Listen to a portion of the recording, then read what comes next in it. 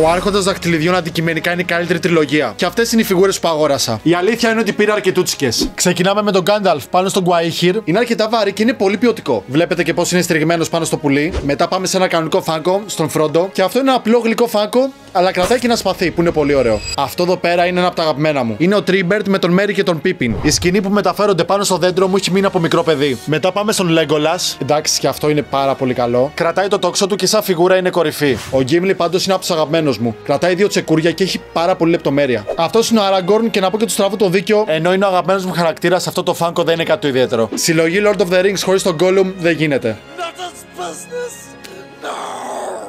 Και εδώ πέρα έχουμε τον Σαμ. Αυτό το φάνκο μου αρέσει πολύ γιατί φωσφορίζει στο σκοτάδι. Κρατάει τη φιάλη της Γκαλάντριελ και από πίσω κουβαλάει τα αντικείμενα που είχε στην ταινία. Και για τέλος άφησα το καλύτερο. Τον Μπάρλοκ. Οκ, αυτό παίζει να είναι το καλύτερο απ' όλα. Έχει πολύ λεπτομέρεια από πίσω με τα φτερά. Έχει φωτιές εδώ πέρα. Κρατάει το μαστίγιο. Εντάξει.